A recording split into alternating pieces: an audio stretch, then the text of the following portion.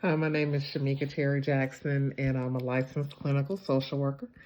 And so, anyway, I just wanted to continue our previous discussion, helping families affected by special health needs and disabilities, identify um, supports and strengths. So when you're uh, raising a child with special health needs, it can feel isolating. Like you're the only person that's going through this. And so I felt that early on. I had my family and my friends, but still, I wanted a community where other people with shared experiences.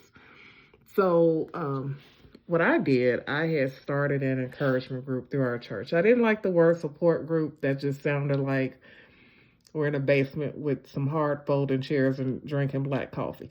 And I didn't like that. So I was like, let's do an encouragement group instead. But with that, it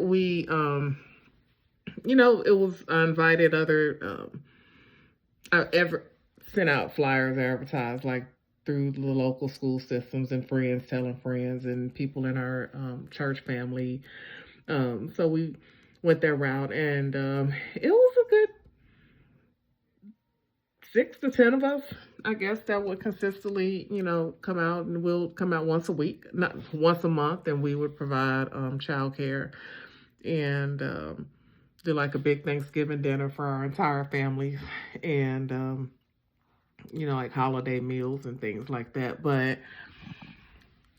And we were all in same but different situations.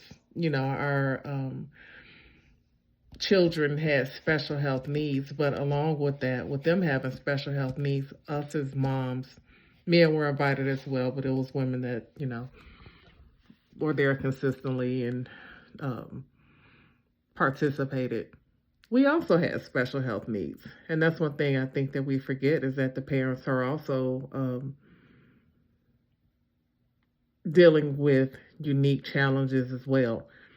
But what that encouragement group did, one, it gave us a safe space that we could um, talk and share.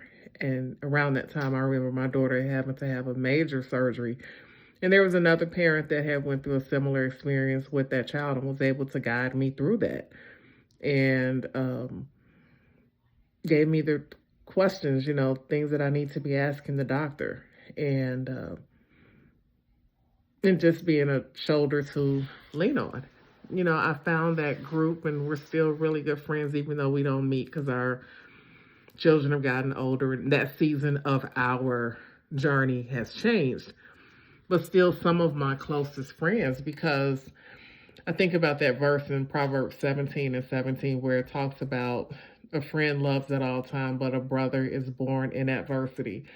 In this case, a sister. When you think of some of your closest relationships, it was because you went through a struggle together. When you think about maybe friends from high school, it was because you went through that struggle together. Maybe a teacher that you both didn't like, or a class that you struggled in, or you were on the basketball team. Whatever it is, it was a struggle that grew that bond together. And so in our case, and I feel this way too, just on a universal level, when I meet other parents that have children with special health needs, even if I feel like our conversations, our relationships start off at a more authentic and genuine level, more than just, oh, hi, how's the weather? I feel like we have a kindred spirit, and our relationship has already bypassed all the shallow things that you can talk about. One, because there's a knowing that we know we both can identify with experiencing joy in the little things, but also a pain that we've shared and experienced. Um, we can identify with the unique challenges of raising a child with special health needs. We are able to engage in deep conversations, you know, and which is unique, which is in an just a unique experience, and that's right up my alley. I'm an introvert. I don't like small talk, but we can talk about major issues all day long. That's me. That's just how I'm wired. But my point being is that I just feel like, so in that encouragement group, which is where I was going, in that encouragement group, it gave the floor for that. It gave the space for that in a non-judgmental way where there was support. So, I mean, if you have the,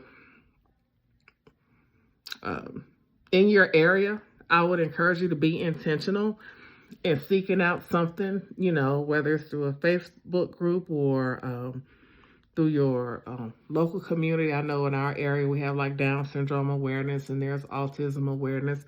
But some health issues there might not be a large group for that. In that case, you might have to partner around similar experiences, whether if it is an age group or sensory issues, just use more of an umbrella or generic term in ways that you can build relationships, even if it's not identical. I hope that makes sense what I'm saying. But my point being is that you will find some of your closest allies and friends that can help you along on this journey through groups, through encouragement groups, through partnerships, through friendships and stuff like that. And if there isn't one, start one, and you can scope and shape this group the way that you see fit, whether you want to shape it around age, school age children, or location. If you live in this area, this is where we can connect that. If it's around a certain disability, that's what you want the title of your encouragement group to be. I mean, it's what you make it. My point being is just that you're on this journey, but you don't have to traverse it alone. And there's wisdom that you've learned along the journey, and there's wisdom that other people have to share. And I want you to consider that when you're assessing your supports in your family, like who do you have on your team? And this one really is a low-hanging fruit, either getting connected with a support or awareness group, or, perhaps even starting one. If you want more tips, you can feel free to reach out to me. Like I said, I'm a licensed clinical social worker and I'm licensed in the state of Tennessee, and I also do consulting.